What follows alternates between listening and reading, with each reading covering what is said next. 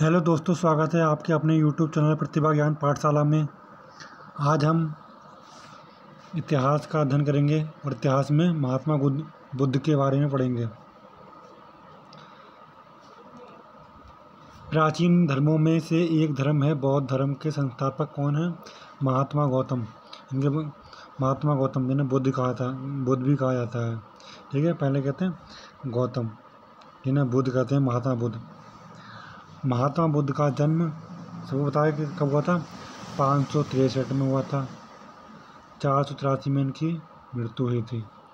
ठीक है, कहाँ पर हुआ था जन्म? कपिलवस्तु लुम्बिनी, जो वर्तमान में कहाँ पड़ता है? नेपाल में। वर्तमान में कहाँ पड़ता है? नेपाल में पड़ता है। ठीक है, ग्राम में 563 ईसा पूर्व। ठीक है, ईसा पूर्व में हुआ था। वर्तमान में कपिलवस्तु कहाँ पड़ता है? नेपाल में, ही बताया था। ठीक है, अगला प्रश्न। गौतम बुद्ध के पिता राजा शुद्धोधन तथा माता महामाया थी। इनकी माता की मृत्यु इनके जीवन के 7वें दिन हो गई थी। ठीक है, इनके जन्म के 7वें दिन हो गई थी। इनकी माता की मृत्यु के पश्चात बुद्ध का पालन पोषण की इनकी सौतेली माँ ने किया था। उनका नाम था गौतमी प्रजापति। क्या नाम था? गौतमी प्रजापति नाम था उनका। ठीक है, इनकी माता की मृत्यु पालन पोषण की गौतमी द्वारा किया गया था। गौतमी और महामाया सगी बहनें थीं। ठीक है, कौन थी? सगी बहनें थीं वो, और उनकी सौतेली माँ भी थी। जो मौसी थी वो इनकी सौतेली माँ बन गई थी बाद में। ठीक है, इसलिए गौतम बुद्ध की मौसी, दत्तक माँ, दोनों। गौतम बुद्ध के बचपन का नाम सिद्धार्थ था। इनका विवाह 16 वर्ष की आयु में हो गया था। कितने वर्ष की आयु में? 16 वर्ष की आयु में। किसके साथ? यशोधरा के साथ। किसके साथ? यशोधरा। यशोधरा के साथ इनका विवाह हुआ था 16 वर्ष की अवस्था में। ये देखिए, यशोधरा के साथ हुआ था। इनके पुत्र का नाम राहुल था। महात्मा बुद्ध ने 29 वर्ष की आयु में अपना गृह त्याग दिया था। क्या किया था? घर छोड़ दिया था। इन्होंने सारे रिश्ते नाते सब तोड़कर जो 29 वर्ष की अवस्था में घर से बाहर निकल गए थे। किसकी तलाश में? ज्ञान की तलाश में। ठीक है, इसलिए आयु में ही संसार में दुखों से मुक्ति और जीवन मरण के सत्य के लिए रात्रि प्रहर में राजपाट छोड़कर गृह से बाहर निकल गए थे। ठीक है, माता त्याग दिया था। ठीक है, ये अभी बताया था।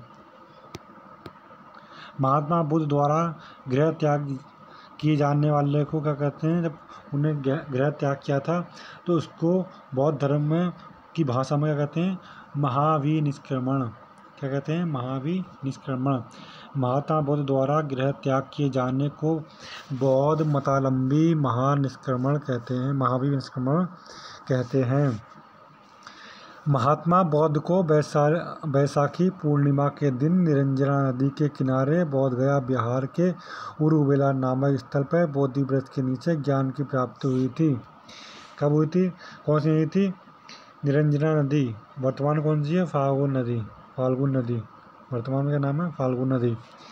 निरंजना नदी के किनारे तट पर उनको बोधि वृक्ष के नीचे, बोधि वृक्ष का नाम था, पीपल का वृक्ष था बोधि वृक्ष।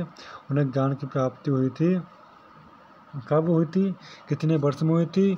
उन्हें 35 वर्ष में हुई थी ज्ञान की प्राप्ति। कितने वर्ष में? 35 वर्ष में। ठीक है, अगला प्रश्न है। आषाढ़ की पूर्णिमा को बौद्ध ने अपना पहला उपदेश वाराणसी के मृगदाओ, वर्तमान में सारनाथ में दिया था। बुद्ध का प्रथम उपदेश बौद्ध परंपरा में धर्म चक्र परावर्तन के नाम से जाना जाता है। बिंबिसार उदयन प्रसेनजीत बुद्ध के प्रमुख अनुयायी थे। बुद्ध के अनुयायी को 4 भागों में बांटा गया है: भिक्षु, भिक्षुणी, उपासक, उपासिका। शरीपुत्र, योगाग्लन, आनंद एवं उपाली बुद्ध के प्रमुख शिष्य थे। बुद्ध के सबसे प्रिय शिष्य आनंद थे। कौन? आनंद थे। अष्टांगिक मार्ग महात्मा बुद्ध में से एक है। बौद्ध धर्म के अष्टांगिक मार्ग प्रमुख शिक्षाओं कौन कौन सी हैं? सम्यक दृष्टि, सत्य एवं अस्त्य, समझ बोध, वास्तविकता, समझ की शक्ति, सम्यक संकल्प, दृढ़ निश्चय के साथ जीवन यापन, सम्यक वाग मतलब अच्छा बोलना, अच्छी वाणी का प्रयोग करना, ये सब सम्यक वाग में था। सम्यक वाणी सत्य एवं पवित्र होना चाहिए, अर्थात मनुष्य के बोल ऐसे ना हो जो छल कपट को प्रदर्शित करें। असत्य विहीन होना चाहिए, अर्थात सत्य बोलना चाहिए मनुष्य को हर समय। मनुष्य का परम कर्तव्य सत्य बोलना है और सत्य के राह पर चलना है। सम्यक कर्मांत माने सम्यक कर्म करना चाहिए, अच्छे कर्म करना चाहिए, अच्छे रास्ते पर चलना चाहिए, अच्छे मार्ग पर चलना चाहिए। ये सब क्या है? सम्यक कर्मांत। इसमें है सत्य कर्म, अच्छे कर्म, मनुष्य का चाल चलन अच्छा, बुराई और पाप से दूर होना चाहिए। सम्यक जीवन मतलब अच्छा जीवन व्यतीत करना चाहिए। जीवन के साथ कोई छल कपट, मारपीट, किसी को धोखा देना नहीं चाहिए। ये सब क्या है? सम्यक आजीव में आते हैं। सम्यक आजीव न्यायपूर्ण जीवन यापन करना, किसी के साथ छल करके या उसका हक मारकर जीवन यापन नहीं करना चाहिए। ये सारी बातें आती हैं। अगला है सम्यक स्मृति मतलब अच्छी स्मृति, अच्छी सोच रखनी चाहिए, मन को साफ रखना चाहिए, गलत चीज़ों से दूर रहना चाहिए। ये क्या है? सम्यक स्मृति में है। सम्यक समाधि क्या है? मन को एकाग्रचित ध्यान योग में लगाना चाहिए। ये क्या है? सम्यक समाधि। दुख समुदाय, दुख निरोध एवं दुख निरोधागामी प्रतिपदा बौद्ध धर्म के 4 आर्य सत्य हैं। क्या है? दुख निरोध समुदाय। ठीक है, ये क्या है? 4 प्रतिपदा बौद्ध धर्म के 4 आर्य सत्य सिद्धांत हैं। बौद्ध मत के 3 प्रमुख अंग थे। कौन कौन से अंग थे? बौद्ध, संघ, धम्म। इनको त्रिरत्न कहा जाता है। बौद्ध, संघ, धम्म। बौद्ध धर्म के 3 रत्न कौन से हैं? बौद्ध, संघ, धम्म। इन्हें 3 रत्न कहा जाता है। बुद्ध द्वारा दिए गए उपदेशों का बौद्ध धर्म में धम्म कहा गया है। क्या कहा है? धम्म कहा गया है। बौद्ध धर्म भिक्षु और भिक्षुणियों के संगठन का संघ कहा गया है। भिक्षु और भिक्षुणियों का संगठन को संघ कहा गया है। क्या कहा गया है? संघ। इनके संगठन को संघ कहा गया है।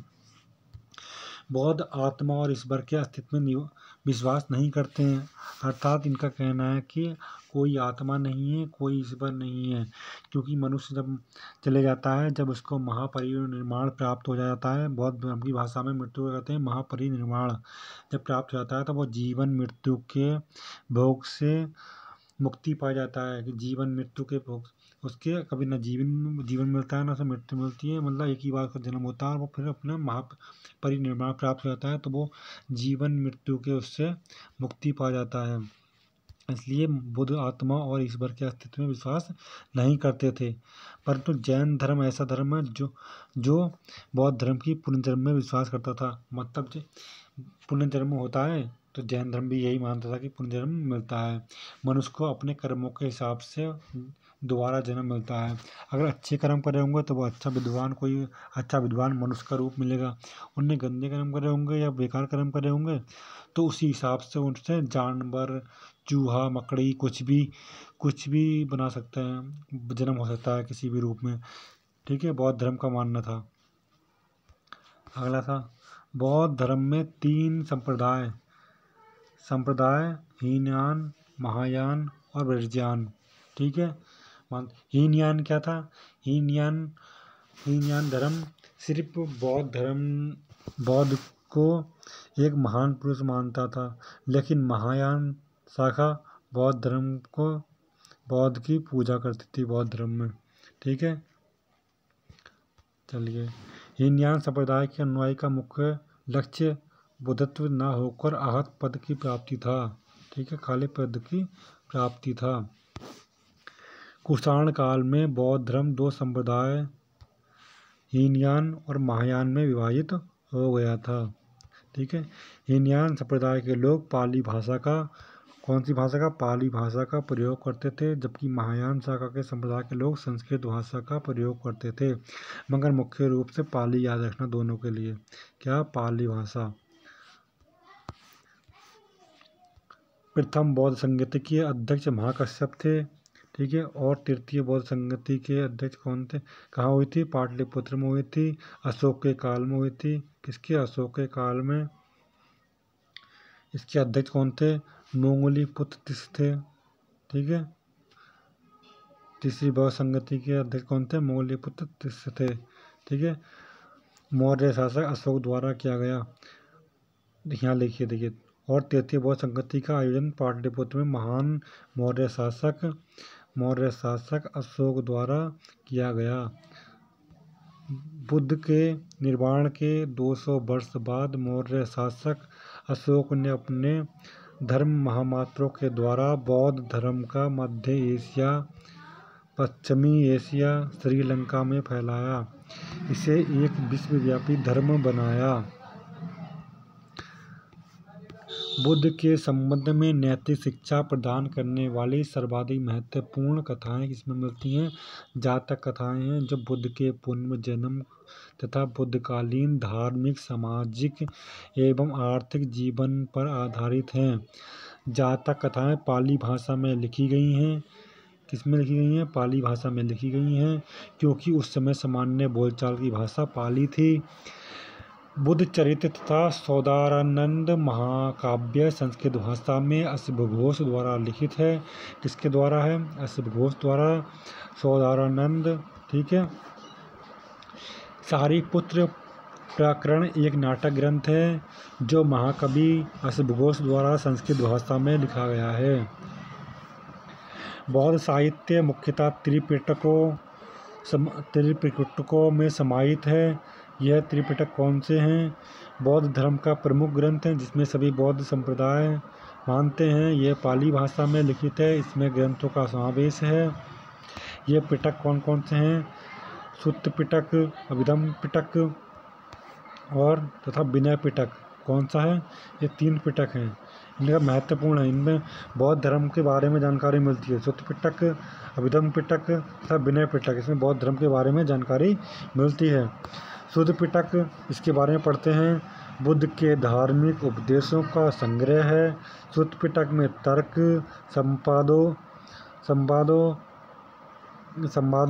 संवादों रूप में भगवान बुद्ध के सिद्धांतों का संग्रह है, जिसमें छोटी छोटी कई प्राचीन कहानियाँ लिखी हैं।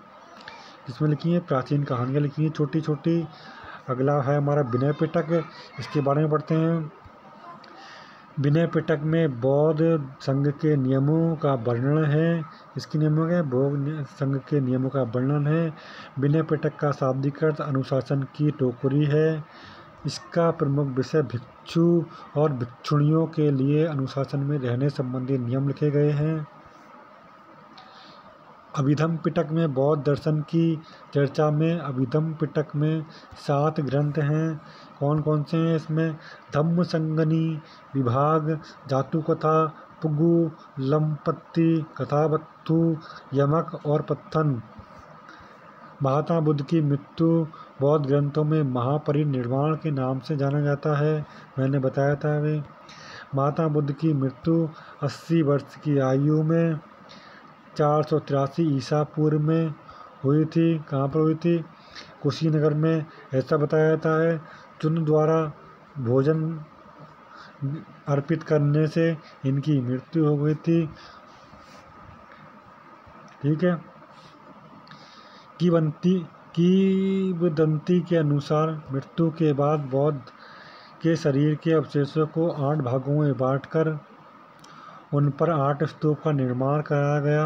8 स्तूप कहाँ पर हैं? मगध में है, वैशाली है, कपिलवस्तु है, अलकप्प है, रामागम, बैठ द्वीप, पावा और महाविशास एक उच्च कोटि का बौद्ध ग्रंथ है, जिसकी रचना वसुमित्र ने संस्कृत भाषा में लिखी थी।